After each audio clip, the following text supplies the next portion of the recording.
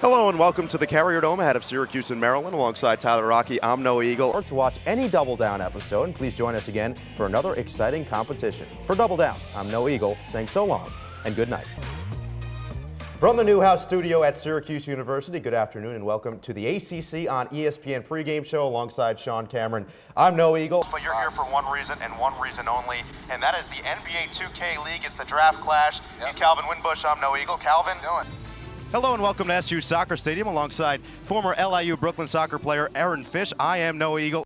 I have two loves, sports and entertainment, so as you can imagine, Monday nights are a bit of a conflict for me. I have to choose between Monday Night Football and Chris Harrison in The Bachelor. It's a tough one.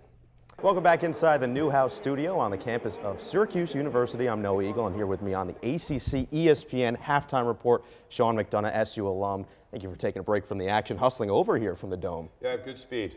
Yeah, absolutely. I was a little faster when I was here on the campus 100 years ago. I had to dodge the dinosaurs back then. You have a 40 time from back then? I think I was timed with a calendar on the way from the Dome to here. Fair enough. Excited to be with you. Noah, how you doing? I'm doing well. Thanks for joining us again. And earlier tonight you presented the 2017 Marty Glickman Award to Mike Tirico, another SU alum, your predecessor, Monday Night Football. Mm-hmm. What was that like for you to present that? You did a great job, by the way. Well, thank you very much. I think I appreciate that very much. He gave me a lot of great advice, and he's given me a lot of other great advice throughout the years not related to Monday Night Football. So it all started right here at Syracuse. You mentioned all those names, great names that came through the Newhouse School and through Syracuse, Central New York. What's it like coming back to campus now and seeing this vibrant, whole environment here, maybe going back to varsity, seeing my man Gus over there, flipping some burger melts. What's it like? Some things don't change. Yeah, exactly. That was a long time ago, and he'll probably still be here for a long time to come. Yeah. It's a lot different. I mean, that is. Whenever I have friends of mine say, my son or daughter wants to go to Syracuse, in particular they want to go to Newhouse, I always say, well, that's a great idea because I've never met anybody who didn't have a great experience there. Absolutely. Sean, we're going to keep you captive just a couple more minutes. We're going to take a quick break right here. You're going to stick around. We're going to have plenty more on the other side. Stay with us on the ACC on ESPN halftime report. More with Sean McDonough up next. Welcome to the Watsco Center in beautiful and sunny Coral Gables, Florida. I'm Noah Eagle, joined by a very special guest in Jan? I'm sorry. You don't know my name? What's the first name? It's Ian. It's just like Brian. You take the BR off. We've been through this. You're my son. You know my name. Very original, of course, yes. Ian Eagle of CBS Sports. And Ian, let's start with this. How long have you been calling college basketball? It's going to be my 21st NCAA tournament. How many years have you actually been on Earth? It's weird, 21 years. Yeah. Wow, it matches up well. It's coincidental, isn't it? Very, very coincidental. It's 21 years. You've called a couple Syracuse games over the years. A grad of Syracuse in 1990. What's that like calling a game for your alma mater? Well, I go right down the middle. I think you're familiar with this. Yeah. It's not a situation where you can show your allegiance. So once the game starts, it's business as usual. But that first time I called the Syracuse game as a member of the CBS Sports staff, a little bit emotional, just based on my background, but from here on out, it's professionalism all the way. Now, you have a very distinct look, I will say that. Excuse me? You have the wiry frame glasses there. Yeah. What's your nice point? Suit. I just want to know who inspires that look exactly. Who would you say you look at as inspiration for your fashion? Wait, so your point is that you've copyrighted this look? No. I took this look from you. Now I'm asking the questions here. You're not asking any questions. I just want to know who inspires your look overall. It's a good look. I'm complimenting the look. Thanks. I mean, I have a side part. I have hard glasses like you do. I'll go on record and I'll just say it. You actually started with those glasses, and then you encouraged me to change my look.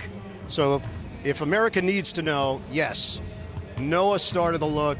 I jumped on his bandwagon, basically. Yeah, I figured we'd get that out there, elephant in the room, but that's okay. Yeah. Who brought you into this world? Maybe that's the larger question. That we're not giving credit to my mother, I feel like. She needs to get credit. Elisa out there definitely needs some credit. You also have a daughter at Syracuse University. I'm not sure if you knew that. I do know Who that. are you more proud of, her or me? Oh, that's a tough one. How long is this interview? I'd like to maybe fill some time until I have to actually answer that. I'm proud of both of you equally. That's Aaron Eagle, who's a freshman at Syracuse. I'm sorry? Aaron Eagle, E-R-I-N. Gotcha. I would tell you she'll never watch this interview, by the way. Yeah, probably not. Last question for you. I like this jacket. Any chance that this might be my size? What size are you? I don't want to reveal that to the public, but maybe try this on? How about not? How about maybe work a few more years and see if you can. All right, I get it. Work my way up. That's fine. Thank you for your time. Thank you for your time, first of all. And second of all, enjoy the game. Enjoy the broadcast. No, thank you. And clean your room. Yeah, understandable. I've heard that too many times. Turn it on. 3, 2, 1, now you see us on the countdown. Well, from their house to ours, welcome inside the CitrusTV studios for this exciting edition of Cuse Countdown. Alongside Tim Leonard, JD Rachi, I'm No Eagle. We have plenty to go through. Remains to be seen on year 2, week 4, but one problem thus far in year 2, the offense. It's supposed to be orange is the new fast. Through the first few games, it was starting to look like orange is the new 3 and out. You see some of the national ranks. A big issue is the run game, 4.3 yards per carry, and you need to take that into consideration with some of those big plays we've seen from the likes of Eric Dungy and Mo Neal. And now for more on SU's big play capability, we go to JD and Tim for the breakdown. Welcome inside the CitrusTV studios for this web edition of Cuse Countdown ahead of 6-0 Syracuse and 6-0 Kansas. Alongside JD Rachi, Tim Leonard, I'm No Eagle. Guys, we're going to open it up with a challenge. Spell me Sviatoslav Mikhailuk. S-L-A-V, Sviatoslav. Somehow you nailed it. Wow. That is impressive. Yeah, I feel like we got some sort of WikiLeaks thing going on right now, but okay. Yeah, really. M-Y-I... Nope. Yeah, you're gone. Okay, yeah. See ya. Yeah, it's just a jumble. But at least mess. I know Tim was genuine and he tried. Yeah. What? I know that. I didn't. You know who else tried? Maryland. They did not succeed. You see Tyus Battle. He was playing through the backbone bruise in this one. He played nonetheless, but early on, his backcourt mate, Frank Howard, he was a force on the defensive end. All game intercepts the pass and then takes it the other way for 2, puts SU up 4-2 in the early going. Just over 10 minutes gone by. Bruno Fernando says, anything you can do, I can do better. Gets the steal, and then the slam. How about that one? Puts the Terps up 24-23 nearing the end of the first half now. Frank Howard creating more offense, lobs it up, and that's too easy for Pascal Chukwu. Regains the lead for SU, courtesy of the junior, and goes into the breakup 36-35. Second half now, 12.5 to play. More Frank Howard, takes it coast to coast. Athletic layup right there. Cuse back up 1, 50-49. Okay, fast forward, under 2 minutes left. Maryland doing it all it can on the road, especially this guy, Kevin Herter, unconscious in this game. 23 points, 7 threes for the sophomore, but Syracuse has an impressive sophomore themselves. Tyus Battle on the other end, fades to the corner, buries the 3. Cold-blooded from the youngster, makes it 68-66, and it looked like Syracuse was in the clear, but 10 seconds left. Back came Kevin Herter. What a great stroke he has. Cuts it to 1, 70-69, but Syracuse just a little nicer on this day. Tyus Battle with the breakaway slam. Syracuse wins this one 72-70 over Maryland inside the Dome. Starts the Big Ten ACC Challenge off on the right foot. A 72-70 win over Maryland. Welcome back to Cuse Countdown, or should I say Countdown Casino, alongside JD Rachi, Tim Leonard. I'm No Eagle. We've got my trusty poker chips here, and we're going to go through a couple over-unders for Syracuse this season. I'm going to keep these in hand. I feel like that's a good omen.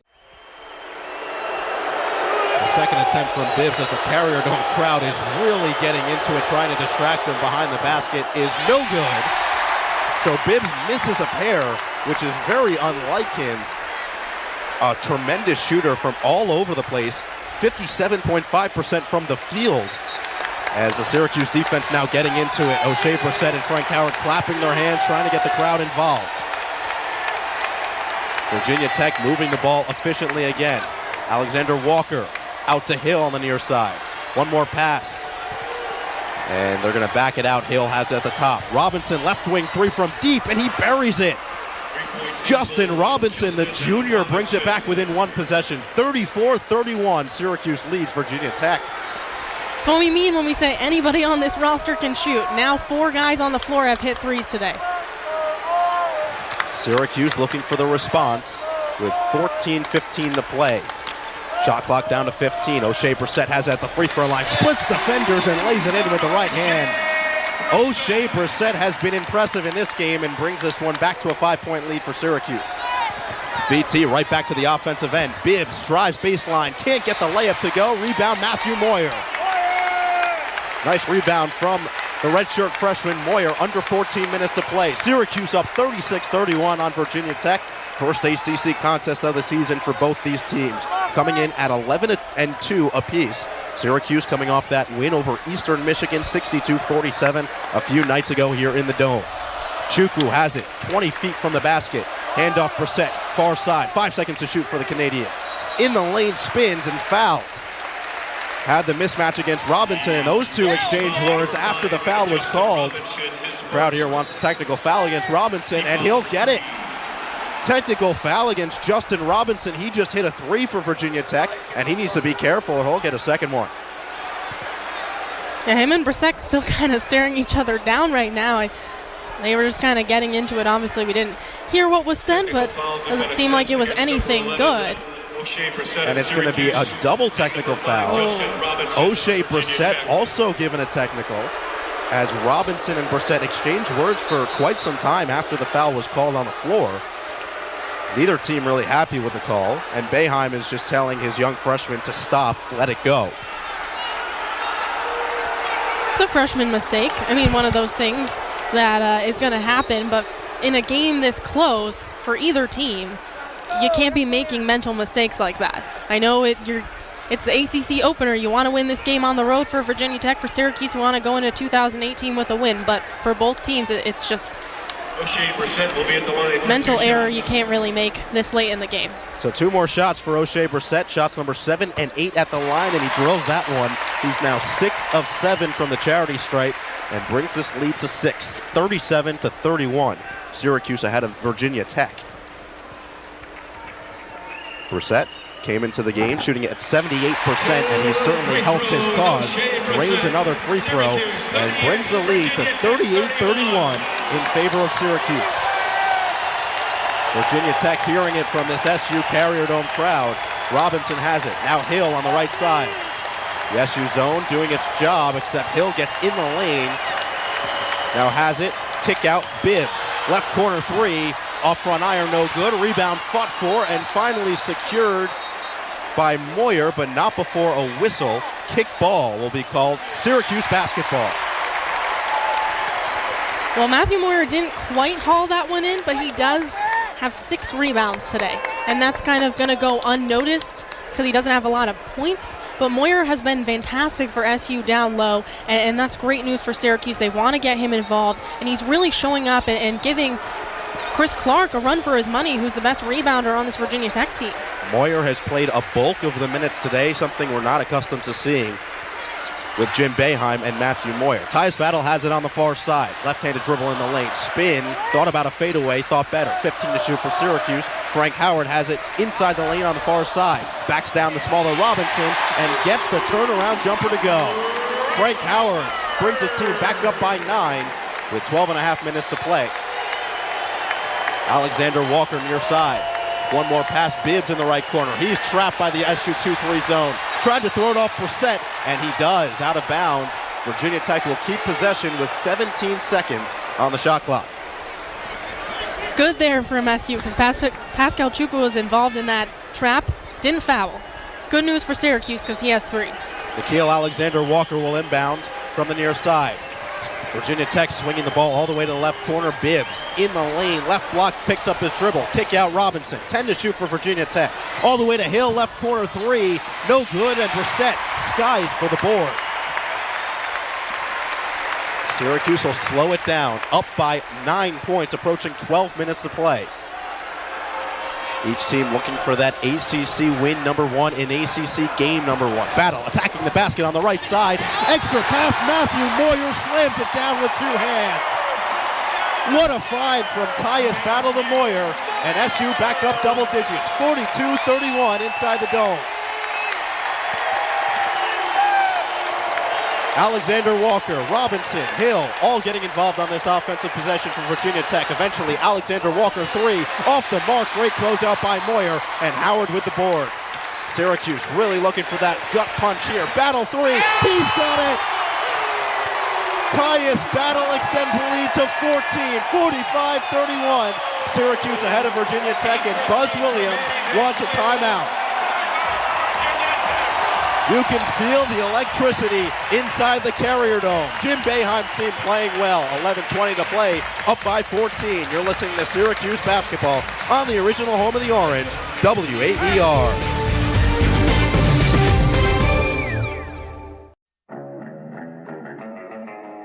His understanding of the game, his commitment to the work, his general work ethic. that on field. He's one of the best close defensemen in the country, and he's definitely a guy to have on your side. On the defensive side of the ball, Cornell has one of the best. Head coach Peter Milliman and senior Troy Ravello are both quick to sing his praises. He's really everything that we were told he was. He's a great young man. He's got a great selfless attitude. You know, he leads in a lot of ways. And, you know, in the gym, he's always pushing guys to be better, and he's always pushing himself in the weight room. Senior Jake Pulver is in his second season as captain for the Big Red, and so far has been nothing short of fantastic. On the field, he's one of the hardest working people I've ever met. And all of it has been a dream come true for the Syracuse native.